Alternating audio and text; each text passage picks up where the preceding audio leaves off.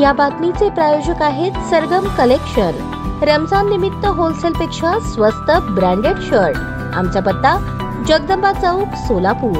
मागील 8 दिवसांपूर्वी सोलापूर शहरातील बाबू जगजीवनराम झोपडपट्टीमधील ममता अशोक म्हेत्रे, जिया महादेव म्हेत्रे या 2 शाळकरी मुलींचा दूषित पाण्यामुळे दुर्दैवी मृत्यू झाला। त्यानंतर सोलापूर शहरातील दूषित पाण्याचा प्रश्न ऐरणीवर आला। काही मुली हॉस्पिटलमध्ये उपचार घेत आहेत। दरम्यान गुरुवारी जिल्ह्याचे पालकमंत्री जयकुमार गोरे सोलापूर जिल्हा दौऱ्यावर होते, परंतु त्यांनी हा विषय गंभीरतेने घेत बाबू जगजीवनराम झोपडपट्टीमध्ये संबंधित मुलींच्या कुटुंबियांची त्यांच्या घरी जाऊन भेट घेतली। यावेळी आमदार देवेंद्र कोठे, पोलीस आयुक्त राजकुमार, महापालिका आयुक्त सचिन ओंबासे, शिवसेनेच्या प्रदेश प्रवक्त्या प्राध्यापिका ज्योती वाघमारे, भाजपचे अध्यक्ष नरेंद्र काळे उपस्थित होते। यावेळी पालकमंत्र्यांनी या 2 कुटुंबियांच्या घरात बसून त्यांचे सांत्वन केले। तातडीने या दोन्ही कुटुंबियांना वैयक्तिक 1-1 लाख रुपये देण्याची घोषणा केली। मुख्यमंत्री सहायता निधीमधून जास्तीत जास्त आर्थिक मदत मिळवून देण्याचा शब्दही त्यांनी दिला। यानंतर अशी मुले आजारी पडल्यास जर शासकीय रुग्णालयात उपचार होत नसेल तर ज्या खासगी रुग्णालयात चांगले उपचार होतील तिथे दाखल करावे, त्याचा खर्च मी करेन अशी ग्वाही त्यांनी दिली। त्यानंतर महानगरपालिकेत आढावा बैठकीसाठी ते रवाना झाले।